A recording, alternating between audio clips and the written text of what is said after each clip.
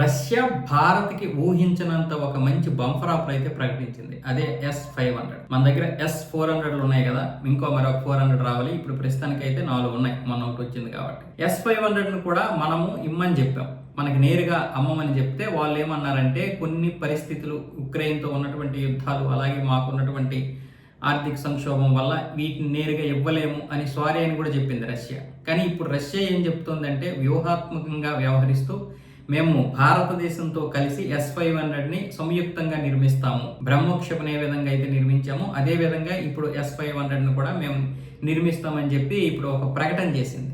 అంటే ఇది చాలా మంచి ఆఫరే. మనం ఏదైతే ఒక ప్రాజెక్ట్ సుదర్శన్ చక్ర అనుకుంటున్నామో, ఆ సుదర్శన్ చక్రలో ఇప్పటికే S400లు, అనేక రాడార్ వ్యవస్థలు, క్షిపణులు అన్నీ వచ్చాయి కదా. అందులో ఇప్పుడు భాగంగానే ఇప్పుడు S500 చేరితే ఇది చాలా పెద్ద ప్రాజెక్ట్ అవుతుంది.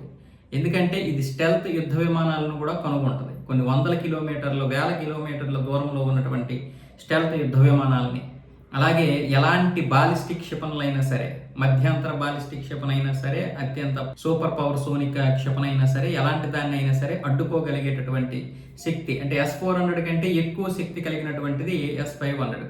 అంటే కేవలం శక్తి మాత్రమే కాదు, టెక్నాలజీ పరంగా ఇది S400 కంటే చాలా శక్తివంతమైనది. కాబట్టి ఈ యొక్క వ్యవస్థ మన చేతికి రావడం అనేది నిజంగా చాలా మంచిది. పైగా సంయుక్తంగా నిర్మించడం వల్ల మనకి కూడా టెక్నాలజీ పెరుగుతుంది. ఇప్పటికే భారతదేశం సొంతంగా తన యొక్క టెక్నాలజీని పెంచుకుంటుంది. అందులో ఇప్పుడు రష్యాతో పాటు మన దగ్గర తయారైనటువంటి టెక్నాలజీని కూడా ఈ ప్రాజెక్టు సుదర్శన్ చక్రలో పెట్టింది.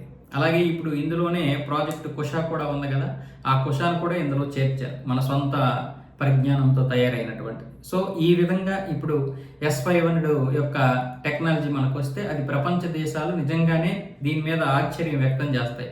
ముఖ్యంగా చైనా లాంటి దేశాలు, అమెరికా లాంటి దేశాలు ఖచ్చితంగా దీని గురించి డిస్కషన్ చేస్తాయి.